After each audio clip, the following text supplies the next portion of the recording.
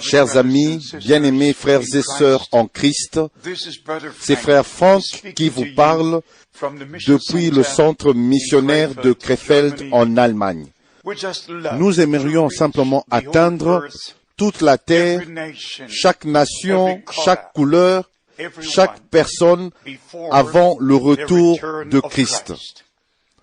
Comme vous le savez, le message de Dieu va de l'avant jusqu'à maintenant sous la puissance et la démonstration du Saint-Esprit. Nous comprenons que le Nouveau Testament a commencé avec l'accomplissement des prophéties de l'Ancien Testament. Nous avons maintenant atteint encore un âge prophétique, un temps dans lequel les prophéties bibliques sont en train de s'accomplir. Dieu fait toutes choses conformément à sa parole. Nous appelons ce ministère d'enseignement apostolique et prophétique de la Bible. Nous ne disons seulement ce qui est écrit dans les Écritures. Et nous croyons ce que l'Écriture enseigne et nous pratiquons ce qui était pratiqué déjà dans la première Église, au commencement, dans les jours apostoliques. Bien-aimés, nous reconnaissons tous ce que les prophètes et les apôtres ont prédit sous l'inspiration du Saint-Esprit. Aussi leur déclaration en rapport avec la vérité qui est la parole de Dieu. Dans le livre des Romains, chapitre 3, au verset 4, nous lisons que Dieu, au contraire, soit reconnu pour vrai et tout homme pour menteur, selon qu'il est écrit. Et aussi, dans Romains chapitre 4, au verset 3, car que dit l'Écriture? Nous ne sommes pas intéressés à ce que les hommes sont en train de dire. Nous voulons savoir, connaître ce que Dieu a dit dans sa parole. Et aussi, nous devons réaliser que la parole de Dieu a été mal comprise depuis le premier chapitre, le premier verset, jusqu'au dernier chapitre, le dernier verset dans les Saintes Écritures. La parole de Dieu, depuis le commencement, a été mal comprise, mal interprétée et mal représentée au peuple. Et seulement si le Saint-Esprit nous révèle la véritable signification de la parole de Dieu, alors nous connaissons par la révélation divine, nous reconnaissons les choses, jamais par la connaissance de la tête. C'est comme ça, si nous retournons au commencement, s'il y avait une question de la Bible, une question biblique, il devait aussi avoir une réponse biblique. Il y a toujours eu des questions, mais aussi répondues au travers des Saintes Écritures. Dans le livre des Actes au chapitre 15, verset 15, nous lisons « Et avec cela s'accordent les paroles des prophètes selon qu'il est écrit. » Quel que soit le sujet, la divinité, le baptême d'eau, le baptême du Saint-Esprit, le souper du Seigneur, la seconde venue de Christ, le règne de 1000 ans, les jugements du trône blanc et tous les sujets, tous les autres sujets de la Bible, la réponse est toujours dans les Saintes Écritures. Même pas dans un seul verset, nous devons prendre chaque écriture qui appartient au même sujet. La lumière ne peut venir que de toutes les directions et nous devons toujours trouver le mot-clé, premièrement. Et nous allons d'une écriture à une autre. Par exemple, sur la divinité, qu'est-ce que Dieu a dit sur lui-même? Qu'est-ce que les prophètes ont témoigné au sujet de Dieu? Qu'est-ce que l'Écriture dit sur le Fils de Dieu, sur le Fils de Dieu? Et dans tout l'Ancien Testament, il a été promis, et même au fait qu'une vierge concevra et enfantera un fils. Ésaïe chapitre 7, verset 14. Et puis, finalement, nous allons au Nouveau Testament et nous lisons au sujet de l'ange Gabriel qui a visité Marie et a partagé avec elle la promesse, lui a donné la promesse, la parole de Dieu, et la parole a été faite chair. Le Saint-Esprit a recouvert Marie et a créé en elle les cellules de sang, et Christ, le Fils de Dieu, naquit. Lui, que nous connaissons depuis le commencement comme le Seigneur, comme le Je suis, celui qui nous a créés à sa propre image. Il est venu à nous et il a été fait comme nous sommes, afin qu'il puisse payer le prix pour notre rédemption dans un corps de chair. Parce que dans le corps de chair, nous avons péché et nous sommes nés dans le péché. Alors le Fils de Dieu devait se manifester dans la chair afin qu'il puisse payer le prix et nous racheter de la malédiction et nous donner la vie éternelle afin que nous soyons réconciliés avec Dieu au travers de Jésus-Christ notre Seigneur. C'est le grand objectif de Dieu.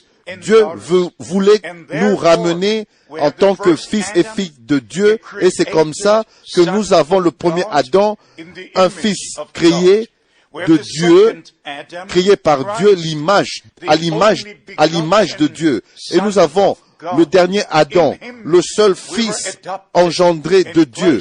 En lui, nous avons été adoptés et replacés dans notre position originale comme fils et filles de Dieu. Dans notre position originelle comme fils et filles de Dieu.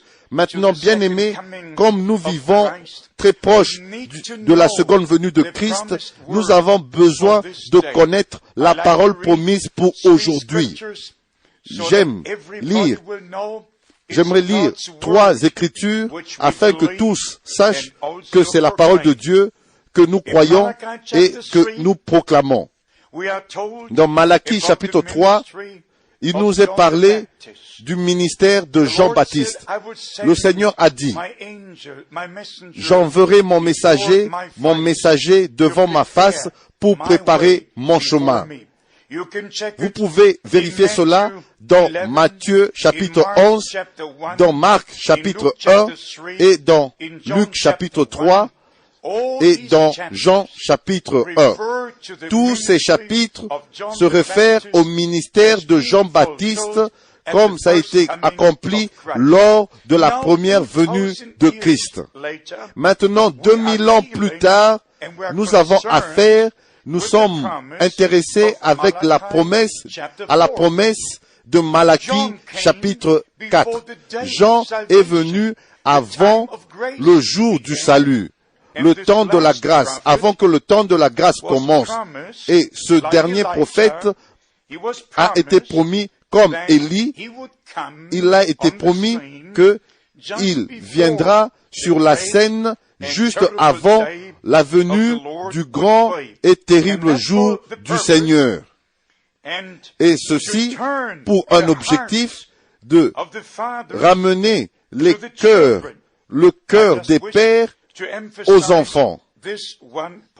J'aimerais insister, accentuer ce point. Un prophète promis pour ramener les cœurs et non les têtes, les cœurs. Nous croyons avec notre cœur et non avec nos têtes. Nous confessons avec nos lèvres. Romains chapitre 10. Maintenant, d'ici, nous devons savoir et aller dans Matthieu au chapitre 17 pour savoir que le Seigneur a confirmé la venue du prophète Élie, et nous devons lire 1 Roi chapitre 18 pour savoir pourquoi est-ce que le Seigneur a parlé de la venue du prophète Élie. Matthieu chapitre 17 au verset 11, et Jésus leur répondit et dit, il est vrai qu'Élie vient et rétablira toutes choses. Je ne lis pas ceci d'un magazine hebdomadaire. Je ne lis pas ceci à partir d'un journal. Je ne lis pas ceci à partir d'un livre d'une quelconque église. Je le lis à partir des Saintes Écritures. Et aussi, si vous voulez le savoir, dans Marc chapitre 9, où notre Seigneur a confirmé la même promesse au verset 12, et il leur répondit et leur dit, Élie, il est vrai qu'Élie viendra premièrement et rétablira toutes choses. Ce sont les mots des lèvres même de notre Seigneur dans le Nouveau Testament, confirmant la promesse qui a été faite dans l'Ancien Testament. Et puis, si vous voulez aller dans le livre de Luc au chapitre 1, là nous trouvons confirmé que la promesse qui a été donnée a été partiellement accomplie dans le ministère de Jean-Baptiste, comme il devait ramener les cœurs des pères à leurs enfants. Dans Luc chapitre 1, verset 17. Maintenant, c'est le temps de ramener les cœurs des enfants de Dieu au Père apostolique et non au Père de l'Église au 3e ou 4e ou 5e siècle, mais retourner aux enseignements originaux. Et bien-aimés, si vous allez au travers des épîtres écrites par les apôtres jusqu'au livre d'Apocalypse au chapitre 2, dans la première église, au message de l'âge de la première église, il nous est parlé, il nous est dit, tu as éprouvé ceux qui se disent apôtres et qui ne le sont pas, et tu les as trouvés menteurs. Nous devons réaliser que les déviations des enseignements originaux ont commencé déjà dans les jours des apôtres. Si vous lisez dans 1 Jean chapitre 2, les apôtres, l'apôtre parle déjà de l'antichrist qui devait venir et de plusieurs antichrists qui étaient déjà là. Bien-aimés, c'est très sérieux. Et nous devons prendre les choses et ramener les choses dans la parole de Dieu pour être sûr que nous croyons comme le dit l'Écriture. Il n'y a aucun, c'est vraiment un non-sens pour un prédicateur de se référer et dire ce qui est écrit dans Jean chapitre 8 au verset 12, si vous me suivez, vous ne demeurez pas dans les ténèbres, mais vous aurez la lumière de la vie. Cela n'a aucun sens de dire ou de répéter ce que notre Seigneur a dit, que si vous me suivez, vous ne demeurez pas dans les ténèbres. Si nous marchons dans les ténèbres, l'Écriture doit devenir une réalité. Cela doit devenir une lumière et doit être une vie au travers de nous. Maintenant, encore quelque chose. Nous vivons dans un temps terrible. Il n'y a jamais eu un temps comme ceci sur la terre. D'une manière, cette parole de Dieu a été merveilleusement révélé. Et Dieu a utilisé William Branham, qui était un homme envoyé par Dieu avec le message de Dieu pour le peuple de Dieu. Un message final de restauration à ce qui a été depuis le commencement. Parce que, conformément à Actes chapitre 3, à partir du verset 19 au verset 21, Jésus-Christ reste au ciel jusqu'au temps de restitution de toutes choses. Maintenant, encore quelques points, spécialement à la fondation même de notre foi, de notre croyance. Qu'est-ce que notre croyance? C'est la parole de Dieu, seulement la parole de Dieu. Et oublier toute chose et retourner à Dieu et à sa parole. Qu'est-ce qui est apostolique? Seulement ce qui a son origine des apôtres, ce qui vient des apôtres. Qu'est-ce qui est biblique? C'est seulement ce qui est trouvé dans la Bible. Qu'est-ce qui est prophétique? C'est seulement ce qui est dit, ce que Dieu a dit au travers des prophètes. Vous ne pouvez pas prendre de la parole de Dieu et dire apostolique ce que les pères de l'Église, mais c'est précisément ce qui a été fait dans le cours de l'histoire de l'Église. Si vous lisez le catéchisme qui est juste ici, il est dit, et en commençant, et je lis à partir de la page 62, qui est la nouvelle édition, la page 62 en anglais, cela commence avec les déclarations dans le nom du Père et du Fils et du Saint-Esprit. Et puis, il est dit au paragraphe 232, les chrétiens doivent être baptisés dans le nom du Père et du Fils et du Saint-Esprit. Maintenant, bien-aimés, je vous amène dans la parole de Dieu et je peux vous prouver, vous démontrer et vous devez me prouver aussi si jamais il y a eu une personne qui a été baptisée dans la formule du Père, du Fils et du Saint-Esprit, ou est-ce qu'il y a eu jamais quelqu'un qui a prié ou a fait quoi que ce soit dans la formule dans le nom du Père et du Fils et du Saint-Esprit? Bien-aimés, dans Matthieu chapitre 28, au verset 19, notre Seigneur, le Seigneur ressuscité, et le Seigneur et le Sauveur nous a enseigné à ses disciples pendant 40 jours. Et il leur a expliqué toutes les Écritures, comme il a fait dans Luc chapitre 24, en commençant avec Moïse et les psaumes et les prophètes, et les a enseignés avant que eux, ils puissent enseigner aux autres. Et alors nous comprenons, il a donné le commandement, allez les baptiser dans le nom du Père, Fils et Saint-Esprit, il y a un seul nom, un nom. Dieu s'est révélé lui-même comme notre Père dans les cieux. C'est comme ça que nous prions, notre Père qui est aux cieux, que ton nom soit sanctifié. Qu'est-ce que ce nom? Le nom de l'alliance du Nouveau Testament, le Seigneur Jésus-Christ, parce que le nom du Père est aussi le nom du Fils. Et vous n'avez besoin que d'aller dans le livre de Marc au chapitre 16, dans Luc chapitre 24, dans Jean chapitre 20, au chapitre 20, où notre Seigneur a donné la grande commission.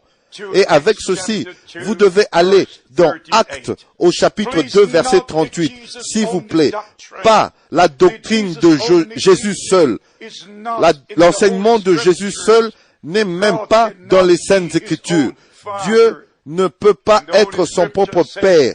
Et les Saintes Écritures disent, tu es mon fils, aujourd'hui je t'ai engendré. Alors, nous devons comprendre la parole de Dieu par la révélation divine, comme je l'ai dit plus tôt auparavant. Il y a un objectif qui est connecté à cela. Dieu s'est manifesté en Christ, alors il pouvait être manifesté au travers de Christ en nous.